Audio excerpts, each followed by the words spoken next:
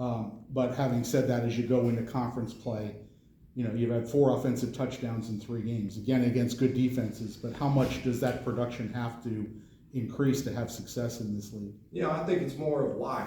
So it's trying to teach.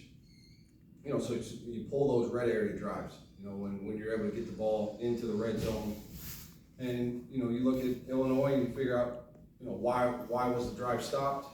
Why weren't we able to continue the drive and get the ball in the end zone? And then it's just teach from there, so that when it happens again this week, that we've already talked about it, coached it up, learned something from it, and go out and execute. The ability to run the ball in the red zone, how crucial is that to have success and not settle for field goals? No doubt. If you look at the open field in football, it's really the offense has the advantage. More space, the way that the rules are set up in the game today, but it kind of levels out once you get in the red area, and that's where you got to be at your best. That's where your details, they have to show up. Getting in the correct alignment, executing your assignment, and then playing harder than your opponent. So the windows are tighter in the passing game, so less space, less windows. So the advantage for us we got to be able to run the ball down there and punch it in that way too. Coach Tom Herman said on Monday that the team learned a lot of lessons after non-conference play and taking them into account during the bye week. What were some of the lessons specifically on offense that you guys have learned after non-conference play? I think I talked to the unit about that today. First thing I told them was, what did we learn from the first 4 weeks? And something that I learned is when we're able to play fast, we're most effective. When we're able to get up, get on the ball, snap the football, it kind of simplifies the process for our guys. The second thing was we have a no flinch mentality. If you just look at that drive, that last drive against Illinois, and you were able to go 98 yards, and a lot of that was tempo. So I think it proved the point of point number 1. So there was a no flinch mentality. And then to your guys' point, you played some really good defenses, and you're still standing. And you've gone through adversity, and you're still standing. But now it's time to swing back, right? So it's like, the Rocky Balboa movie where he's getting, like, they're like, what are you doing? What is he doing? He's getting pissed. You know what I mean? So now it's time to go out, get your back off the rope and start swinging. And how do we do that? We pick up our pace, right? That's in our meetings. We pick up the pace, right? That's in our walkthroughs. We pick up the pace. That's at practice. You pick up the pace, right? And that's kind of how, we went throughout the bye week, and that's what we talked about this morning. When it comes to Tulsa's defense, their pass defense in particular ranks in the bottom 10 of the country. How are you guys looking to take advantage of their weakness by having Daniel Richardson get the ball in the air as frequently as possible? I think that, that's one of D. Rich's strengths is, he has that internal clock in his head. He's really good with his progressions, and he's able to get the ball out quick. But it's also a very opportunistic defense, where, they've got interceptions, they've caused fumbles. So, one of the keys to winning this game is going to be our ability of protecting the football, which is always, number 1 every week. Yep. Coach talked a little bit about, to me anyway, about the third down percentage, and he says when it's less than 9 yards, it's not bad. Mm-hmm. But getting in those third and longs has been problematic. Winning on first down, absolutely. How much of an emphasis has that been this week? No, that's been big. When we've been third and short, third and medium, less than what Coach was saying with that 9 yards, we've actually hit our goals. But we're just in third and extra long too much, and that's hard to play. That's third and 11. That's hard to get. If you look across the percentage across college football, that's not just specific to this team. That's in football in general. So yeah, you look at what you're doing on first down, right? And then you look at when you're in second and long, like when you're behind the sticks. Okay, how can we get half of that yards back to put us back into third and manageable to where we're able to do what we're doing best, spit the ball quick or run the ball efficiently? For Richardson to have the type of game where he's dominating the ball in the air, it requires like a great performance from the offensive line.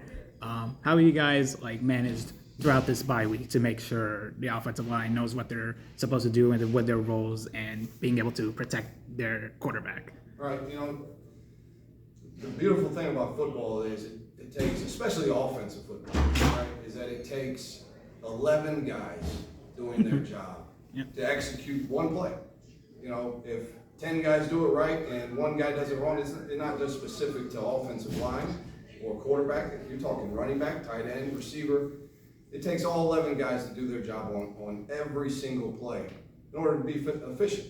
So it's not just, you know, Daniel's ability to spit the ball quick, right? It's got to be our receivers being detailed on, you know, their routes and their route spacing, right? It's got to be the correct offensive line, you know, point off of the ID and the protection, and then executing that protection, and then the tailback being in tune with that ID and knowing his role. So it's a beautiful thing because it takes all 11 guys, and that's where you do it for the guy next to you, so that his job's easier to do and go execute because I'm making it easy for him.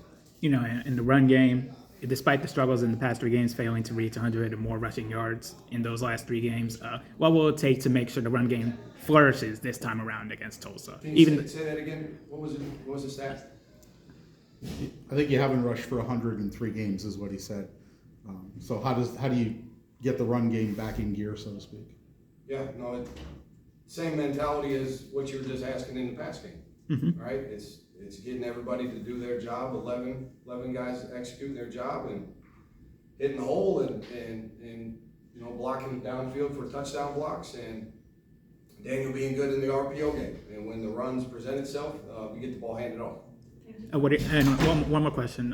What are your thoughts on how the tight ends have fared throughout this season, especially as they get back Elijah Brown, who's trying to recover from injury? How are you guys getting him back to form? And who are the guys at tight end who have shined for you throughout this season? There's a lot of bodies in that room, right? And every week the guys are doing a good job of competing, you know, for playing time. So that showed up in the bye week. That showed up today.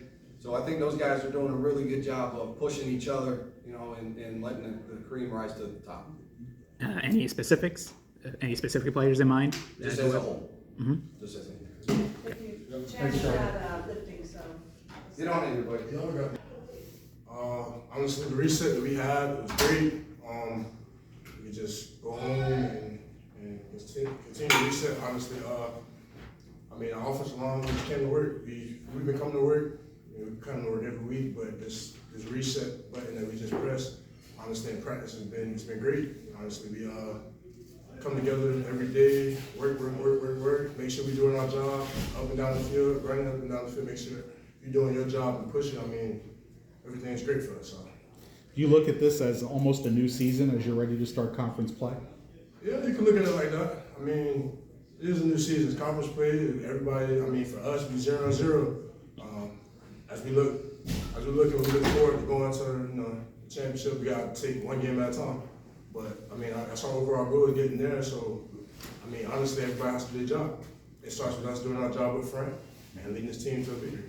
The explosiveness is there. I mean, you look at the last game, you guys scored 17 points. Larry had 2+ 20-yard runs, and you know there were a couple of big pass plays. But is it more of doing that more often, executing better more often because that explosiveness is there?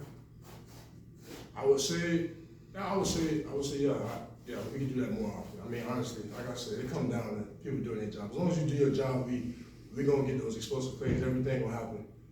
One person messes up, then that's where things mess up at. But as long as everybody, all 11 are doing their job, those explosive plays gonna happen. It's gonna happen. As you guys are preparing for conference play, you did handle 3 more very capable opponents in Ohio, Clemson, and Illinois. What are some lessons that you learned from those 3 games in particular that you guys are taking into account heading into conference play? There's always going to be adversity situations, adversible situations, and I mean, you just got to push through it, honestly. So, I mean, us going through Ohio, us going to Clemson, us going to Illinois, those 3 games, we all learned when things get hard, just come together as a team, and as long as we come together as a team, we'll be able to push through and prevail through anything. So it's like those adversible moments, we just got to push through it. And that's, for me, I say, since I'm one of the captains, I'm just bringing that energy to the team, and us just pushing through it, us just getting it going, and yeah, it's going to work. So as long as we continue to work together and push through everything going to be smooth. How prepared are you guys feeling when it comes to making sure Daniel Richardson is getting all the time he needs to get the ball in the air as soon as he can, and making sure the run game with guys like Larry McCammon and Kobe Lewis, making sure they flourish with their runs as well? Man, I look at it like we do it through practice. So in practice, we have practice, and as long as we do it in practice, we can do it in the game. So that's how confident you got to be. I mean, for us, we do it in practice. Now it's time to get into the game, and it starts with this conference play that we can get into. Like Larry and like Kobe, they're good running backs. Their vision is real good. As long as we dominate up front, they can read those holes and make a big break. Yes, all right, thank you. Thanks, Chaz. Thank you, Chaz. Yeah, so we hit the reset. I mean, it's pretty good. We're learning from our past mistakes, and that's all they really come down to it. Too many minutes. So we're just locking in more on the fundamentals, basically, and still working hard and get ready for this conference play. You know, the bye week, it's not just like a week where you get a lot of rest to get your body back up to speed with all the pain you went through for the first 4 weeks. It's also a time where you guys get to know each other a little more better, have some more bonding moments, hanging out with one another more often. How have you guys used the bye week to that type of advantage? So we still got after it in the bye week. I'm not gonna lie, we did get after it, but they still took care of us on the side, so it was pretty good. As far as like I was saying, like we were just coming back to the fundamentals and learning from our past mistakes, basically getting ready for the conference play. Do you think the team feels more unified as a unit, especially on offense? Yeah, because we came together and then came to a conclusion like this is not it. We have to get together. We have to get it right. So that's what we've been doing. You know, you played 3 pretty good defenses in a row, in Ohio, Clemson, and Illinois. But, you know, you have 4 offensive touchdowns in 3 games as a group. How much better is that going to have to be to succeed in conference play? It's going to have to be way better. We got to capitalize. Defense plays way too hard to get too many turnovers, so it's not to be capitalized. Yeah. I mean, given the quality of opposition, you know, it's understandable. But do you feel that there's a lot more to this offense? Like you said, you don't think it's quite hit the gears yet. Let's put it that way. Yeah. I mean, we got a good offense, really, but we have to execute. We have way too many inmates, I could just say that. It's all going to come down to who makes less mistakes in the game, so not to capitalize. We've seen the explosiveness is there. As I said to Chaz, is it a matter of doing more of that play, executing more play after play, and maybe do it 40 times a game rather than 20? Yeah. It's going to come down to the fundamentals, bro. It's just we have to strain, we have to do more, we have to do the extra, the +2 that we always talk about. Right? You know, having a productive night in the run game is easier said than done, considering that Tulsa also has a pretty good run defense. How are you guys preparing for that as you head into Saturday night? Pretty much doing the same that we always do, just back the run game. There's no doubt in my mind we have the best O-line in the country, and we're going to show that. So. It seems like you guys have a lot of faith in what Daniel Richardson is capable of. I think we've seen that in practice, and I think we're starting to see that on the field. How would you assess that? Oh, he always had that next man up mentality, so when he got his chance, he just sees his opportunity. Yeah. All right, thanks. Thanks, Larry. Thank you, Larry. Can you